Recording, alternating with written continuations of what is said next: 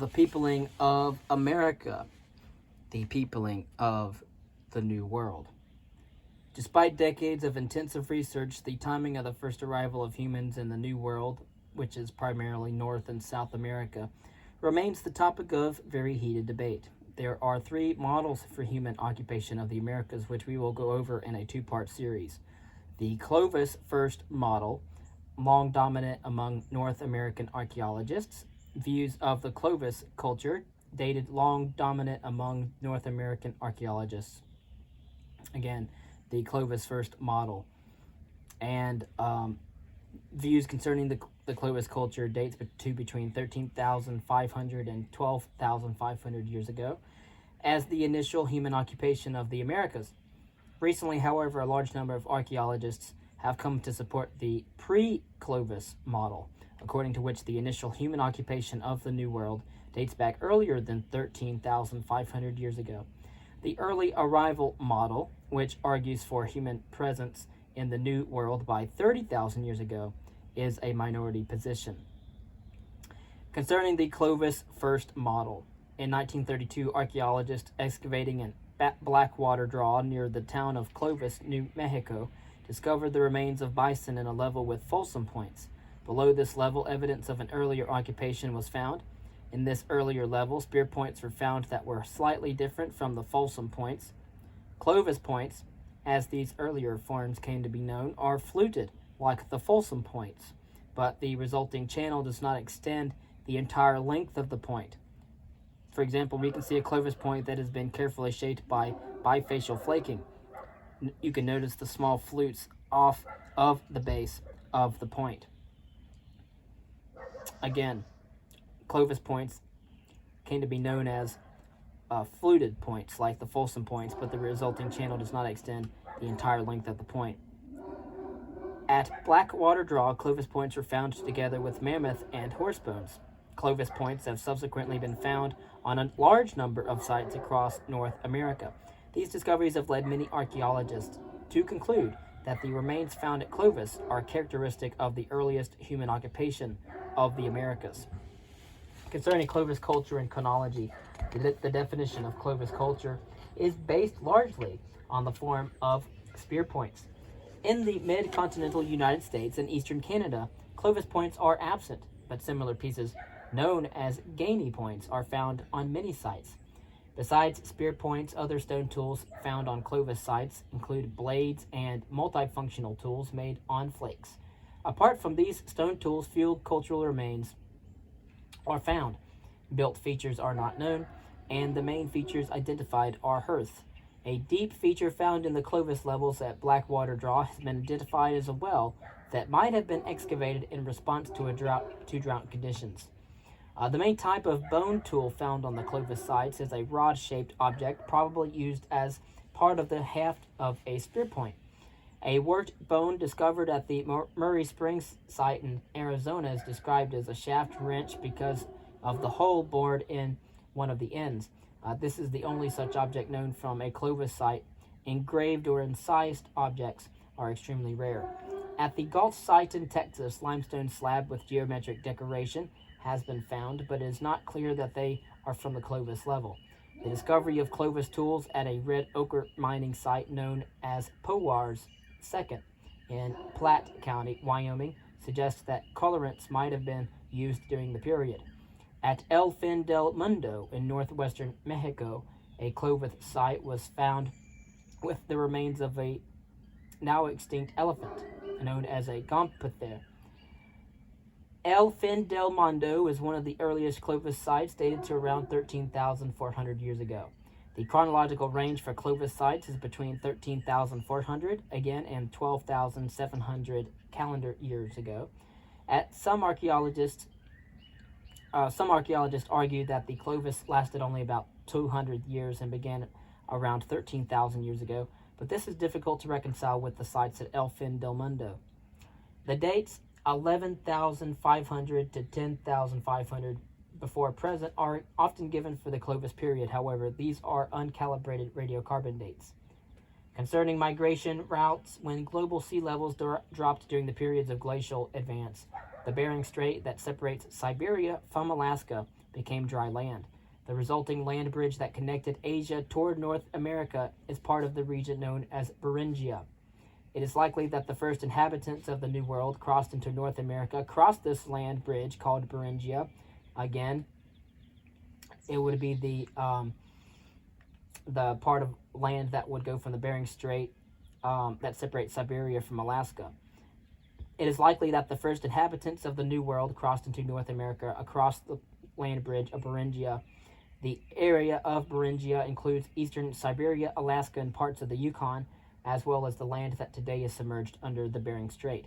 Beringia was not covered by glaciers, but was a steppe landscape with a rich cover of sage and grass that supported extensive populations of mammals, including mammoth, horse, and bison. Again, we can see changes in the sea level in Beringia between 21,000 and 10,000 years ago. We see an ice cover coastline at about 21,000 calibrated years before present. We see the coastline at 12,000 calibrated years before present, and then we see the coastline at 10,000 calibrated years before present. All right, so we eventually see that it was covered with ice. Then we had the land, and then of course the ice melts, and then of course the land bridge is gone because of the Bering Strait. Now, the continental ice sheets that covered much of Canada during the last period of glacial advance, the Wisconsin glaciation, or what is called the oxygen isotope stage 2, consisted of the Cordilleran Glacier in the west and the more massive Laurentide Glacier in the east. Proponents of the Clovis first model have argued that toward the end of the last glaciation, a gap existed between the Cordilleran and the Laurentide glaciers. This gap formed an ice-free corridor that funneled people down from Alaska to the Great Plains, from where they spread rapidly across North America.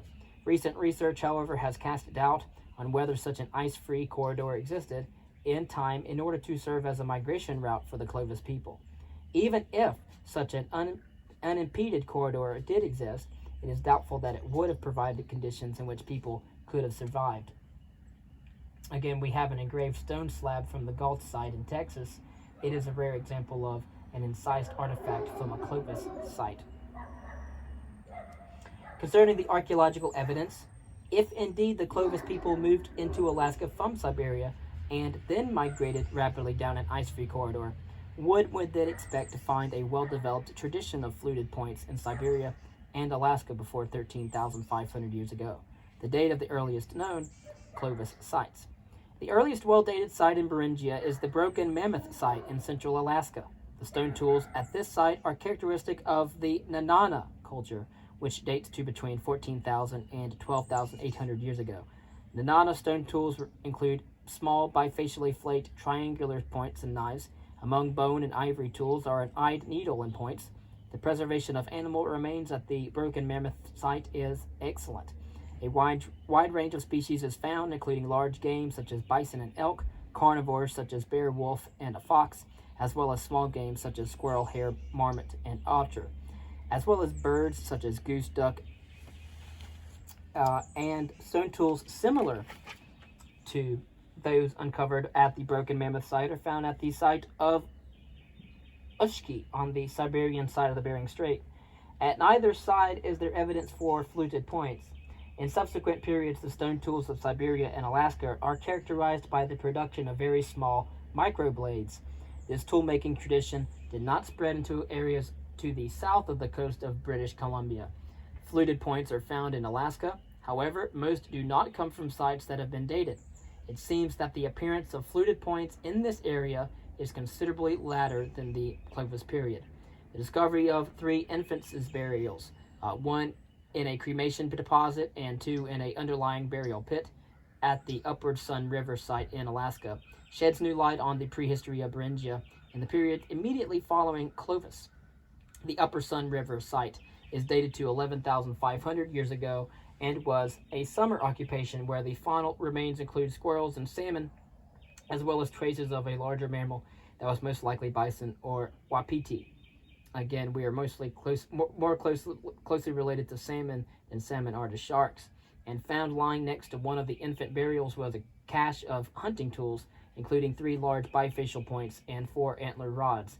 The presence of such an impressive group of grave goods with an infant burial raises interesting questions about social organization among the early hunter-gatherers of Beringia.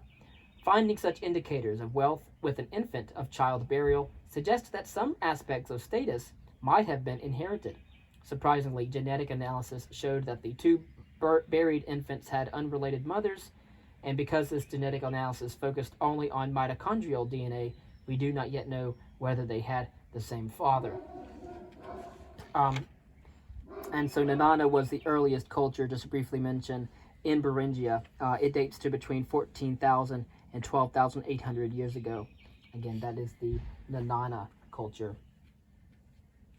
Concerning pre-Clovis in the years following the discoveries made at Folsom and Blackwater Draw, many claims have been made for sites predating the earliest Clovis occupation for sites contemporary with Clovis that are difficult to reconcile with the Clovis first hypothesis, briefly first mentioned.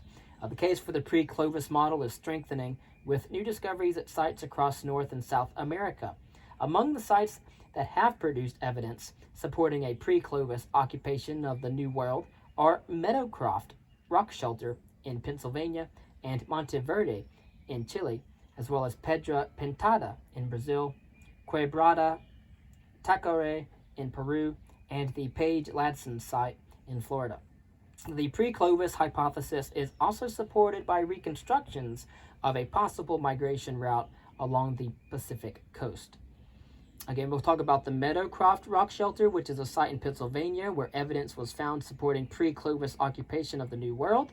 We also have Monteverde, a site in Chile, where evidence of human occupation 15,000 years ago supports the argument that Clovis culture does not represent the first occupation of the Americas.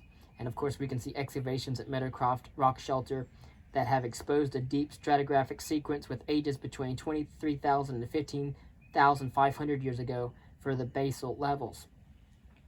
Meadowcroft Shelter in Pennsylvania. One of the most compelling claims for pre-Clovis occupation of North America comes from excavations of the Meadowcroft Rock Shelter in western Pennsylvania. Excavations have uncovered 11 natural levels in the shelter.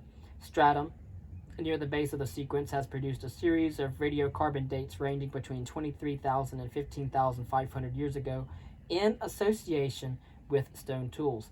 These dates have been disputed by archaeologists who claim that the carbon used in dating the site has been contaminated by old carbon carried by groundwater from the coal beds in the surrounding bedrock. Considering Monteverde, the site of Monteverde excavated by Tom Dillahay, is on the banks of the Chinchihuapi Creek in southern Chile. Located near the southern tip of South America, the site would seem to be an unlikely spot to find the earliest occupation of the New World. However, the discoveries made at Monteverde, because of their location, pose the most serious threat to the Clovis first hypothesis. The archaeological component at Monteverde that the excavators designate as MV2 has produced a series of radiocarbon dates that give an average of 15,000 years ago, at least 1,500 years older than that of Clovis. MV2 component is overlain by a level of peat dated to between 14,000 and 12,500 years ago. Much of the debate concerning Monteverde is due to the extremely unusual nature of the site. The preservation of organic remains is extraordinary. Not only were the bones of animals found, but also there are even traces of meat. Among the artifacts are a small number of stone tools, including projectile points. The bulk of the artifacts, however, made were of organic material, including rope and wood. Much of the evidence for human occupation comes from the discovery of objects, rather plants, remains, and unmodified stones that the excavators argue were transported to the site by humans. The excavators have also identified the remains of huts built of organic materials. Perhaps the most unusual evidence found at Monteverde is the trace of a human footprint. The clearly dated MV2 horizon presents a significant challenge to the Clovis first model. It is not surprising, particularly given Monteverde's unexpected location and the unusual nature of its artifacts, that Dillahay's announcement of the site's discovery was met with considerable skepticism. Doubts were raised concerning the site's stratigraphy and the validity of the artifacts. In the year 1997, a prominent group of prehistorians visited Monteverde and formed a commission in order to judge the validity of De La Haye's claim. Although they were not able to see the actual site, which had been destroyed by road construction, they were able to see all of the artifacts, detailed excavation records, and the regional geology. At the end of the trip, the commission published an article stating that De La Haye's identification of Monteverde as a site of human occupation dating to 15,000 years ago was valid. The commission's report was met with criticism and even hostility, and one member of the commission recanted his support for De La Haye. In subsequent attacks, many important questions have been raised about De La Haye's interpretation of Monteverde. However, the existence of strong evidence that humans were in southern Chile 15,000 years ago has given new life of the idea that perhaps Clovis does not represent the initial occupation of the New World. And so, next we'll move on to Pedra Pintada, the site in the Brazilian Amazon that demonstrates that there were groups contemporary with the Clovis culture that indeed were living in South America in a rainforest environment. And we see stratigraphic profile and radiocarbon dates from Pedra Pintada that shows the stratigraphic context of the radiocarbon samples. We can note then that the dates shown are uncalibrated radiocarbon dates and are therefore later than the dates of the occupation of the site given in that text. Why do we think the excavators ran so many radiocarbon samples? Caverna de Pedra Pintada. At present, Monteverde remains the only site in South America that has produced widely accepted evidence for pre-Clovis occupation of the Americas. However, other discoveries in South America also cast doubt on the Clovis first model. Working in the Brazilian Amazon, Ana Roosevelt excavated the cave of Pedra Pintada, located in the Monte Alegre region of the lower Amazon, a region rich in caves, many of which bear traces of decoration. Pedra Pintada has a stratigraphic sequence 2.25 meters in depth from the surface of the bedrock. And of course, the dates obtained range between 13,000 and 11,500 years ago. This occupation is thus roughly contemporary with that of the Clovis culture. The stone tools Clovis manufacture. The stone tools from the early levels at Pedra Pintada include triangular bifacial points, as well as tools made on flakes shown. Hundreds of lumps of red pigment were found in layers 16 and 17, but it was not possible to determine whether the paintings on the cave walls date to the same early period. The preservation of plant remains on the site is excellent, and there is evidence that the early occupants of the cave ate a wide range of plant foods, including fruits, palm, and Brazil nuts. The most abundant animal bones were those of fish, of both small and large species. There were also the remains of large and small land mammals. The discoveries at Pedra Pintada demonstrate that either at the same site or the same time, or slightly after the Clovis occupation of North America, people lived in the Brazilian tropical rainforest, subsisting not on megafauna, but on a wide range of resources, including plants and fish.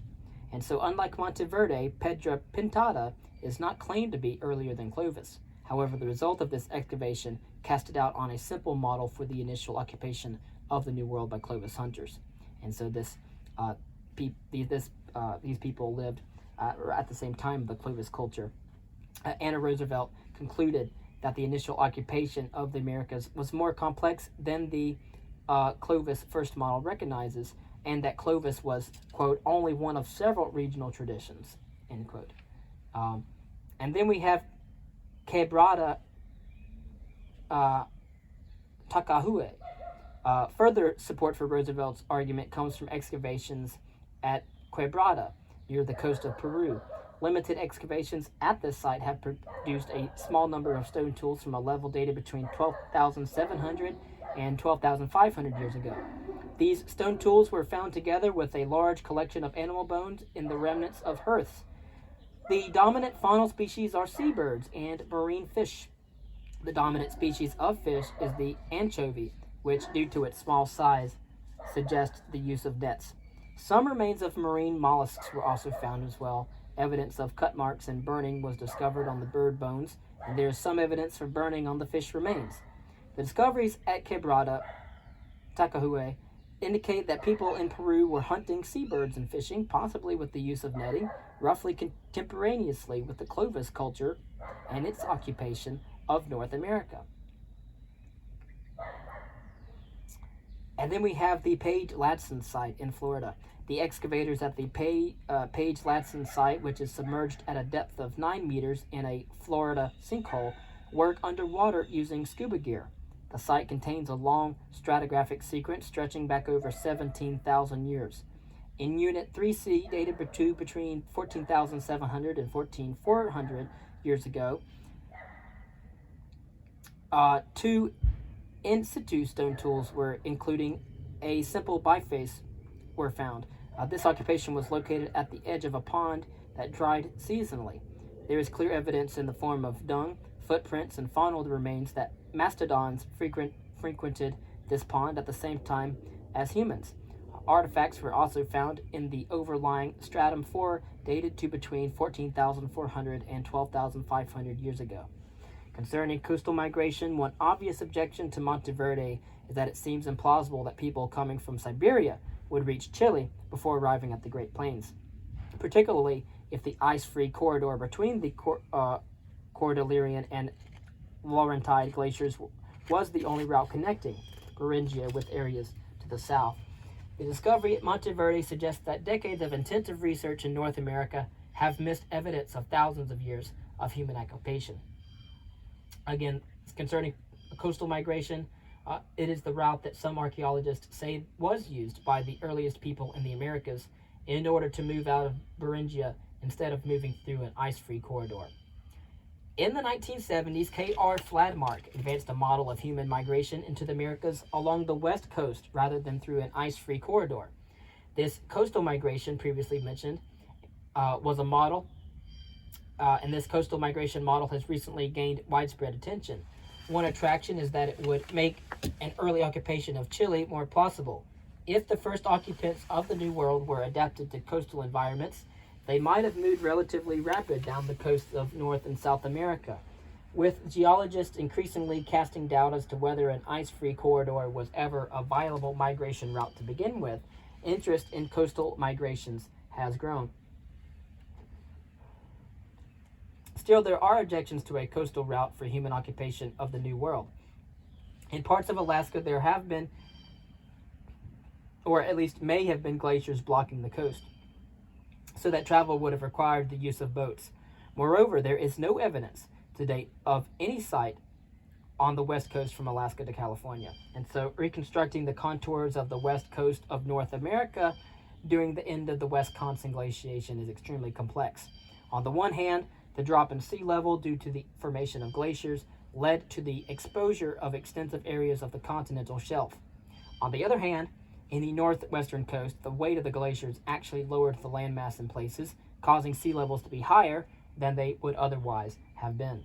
Recent studies suggest that despite the weight of the glaciers, the sea level during the end of the Wisconsin glaciation was considerably lower than it is at the present time. The exposed coastal region was rich in natural resources and largely free of glaciers. The difficulty then arises that if there was a migration along the coast, most of the relevant archaeological sites would be submerged. In summarizing a coastal migration model, E.J. Dixon proposed that any human colonization of the Americas suggested by the most current data consists of coastal migration with inland movement and settlement within broad environmental zones that extend from north to south throughout the Americas.